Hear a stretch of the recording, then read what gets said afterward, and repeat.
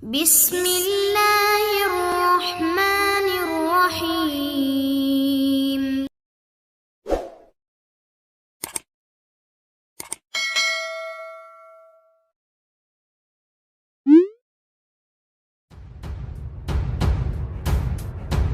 Assalamualaikum warahmatullahi wabarakatuh. Saudara sekalian pemirsa Baitul Ilmu Channel. Kali ini kita membahas sebuah peristiwa sejarah yang jarang dibahas dalam literatur sejarah Indonesia, di mana dalam peristiwa ini pernah terjadi pergesekan dan kontak senjata antar sesama pejuang kemerdekaan dan juga pihak Belanda, yaitu Perang Segitiga Pertama dan peristiwa Antralina.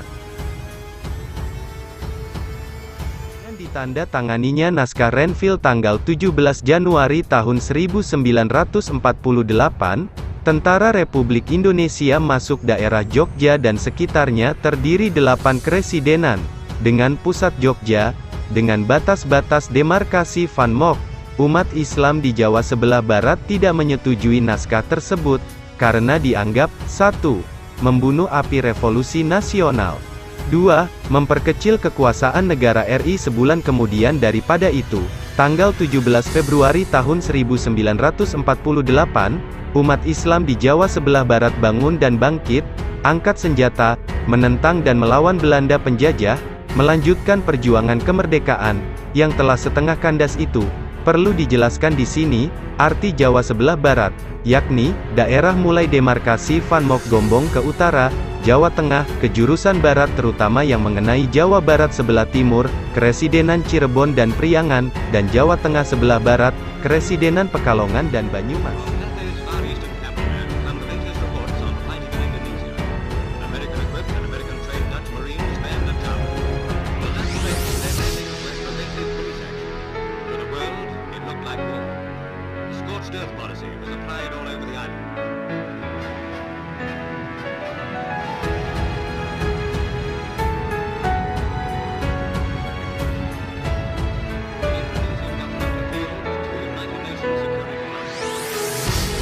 Pada waktu aksi polisionil kedua, tentara Belanda, pada bulan Desember tahun 1948, maka umat Islam yang angkat senjata itu, dengan induk organisasi bernamakan, Majelis Islam, dan alat perjuangan, bernamakan Tentara Islam Indonesia sudahlah memiliki, menduduki dan menguasai beberapa bagian daerah yang disebutkan di atas, daerah de facto. Pada waktu itu tentara RTNI, yang tadinya masuk Jogja, meninggalkan Jawa sebelah barat, kembali ke tempat yang semula dengan membawa pemerintah darurat.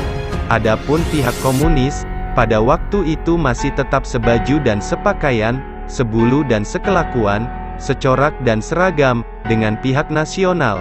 Sehingga tentara RI yang liar itu dan memang sungguh liar, beserta pemerintah RI darurat merupakan sarang dan tempat perlindungan bagi komunis Indonesia, yang dengan bersiul-siul menaiki batera RL yang telah kandas itu.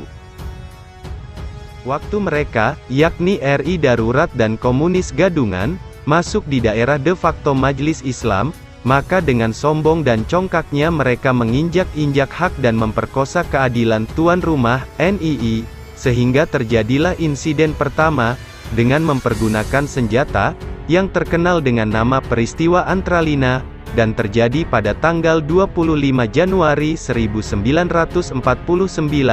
Dengan peristiwa ini, maka berkobarlah dengan hebatnya Perang Segitiga Pertama di Indonesia, antara 1.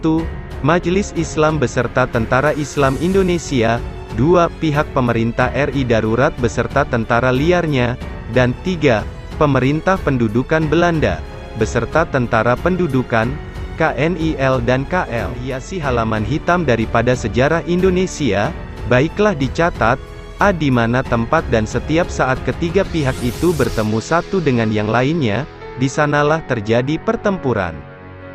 B. Pada umumnya, tentara liar RI selalu di dalam kedudukan lemah dan kalah, sebabnya yang terutama ialah, karena mereka tidak mempunyai kepercayaan dan penghargaan rakyat atas kelakuannya, di masa perjuangan yang lampau.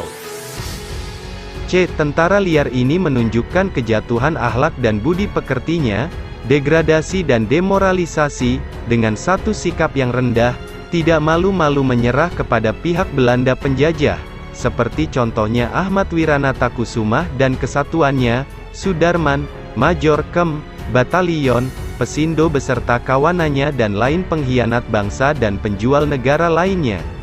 D. Tentara liar, TL, itu lebih suka menyerah kepada Belanda penjajah, daripada takluk kepada Majelis Islam atau Tentara Islam Indonesia. Apa gerangan sebabnya? 1.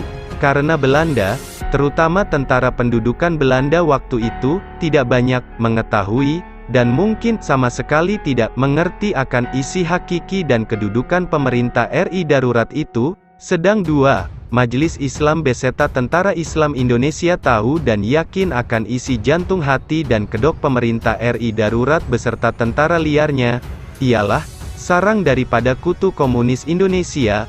Mereka memakai nama RI dan seragam tentara, hanyalah untuk menutup dan menyelimuti maksud dan tujuan mereka yang jahanam itu. Perang segitiga pertama itu berhenti setelah dilangsungkan statement Rumroyen pada pertengahan tahun 1949, pada masa di mana tentara liar itu dimasukkan di dalam kantong di beberapa daerah. Sementara itu, pertarungan dilanjutkan antara MI dan TI menghadapi kekuasaan pendudukan Belanda, sedang penguburan resmi kesudahan perang segitiga tersebut terjadi pada akhir tahun 1949, tanggal 27 Desember, turunnya Daulat Hadiah.